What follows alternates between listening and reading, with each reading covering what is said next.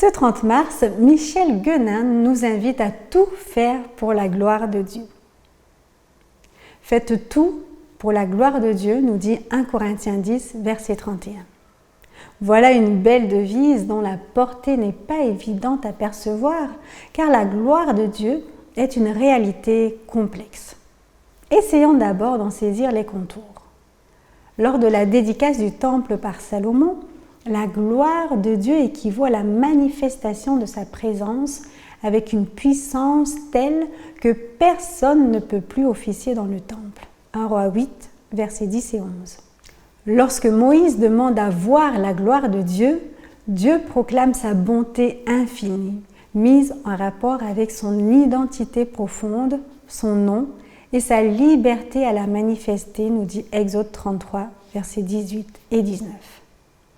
Dans le récit des 10 plaies d'Égypte, la gloire de Dieu est la capacité divine à faire en sorte que l'opposition de Pharaon à la volonté de Dieu contribue néanmoins à sa gloire. Exode 14, verset 17. Quand Ésaïe évoque la nouvelle terre, Ésaïe 60, versets 18 à 21, c'est pour en présenter la gloire perçue comme la disparition du mal, la manifestation de la présence divine et la finalité même de son action. Dans l'évangile de Jean, Jésus, en ressuscitant Lazare, atteste et démontre que la gloire de Dieu consiste à redonner la vie. Au terme de son ministère, Jésus affirme que manifester la gloire de Dieu a consisté pour lui à achever l'œuvre qu'il avait faite, à vivre dans l'unité avec son Père, ce qui est l'expression la plus élevée de l'amour. Nous constatons ainsi que dans le ministère de Jésus, la perception de la manifestation de la gloire de Dieu s'enrichit d'une dimension personnelle. C'est au travers de sa vie même que Jésus manifeste la gloire de Dieu.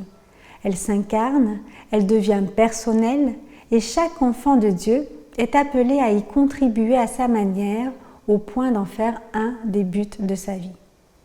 Il convient donc de tout faire pour la gloire de Dieu.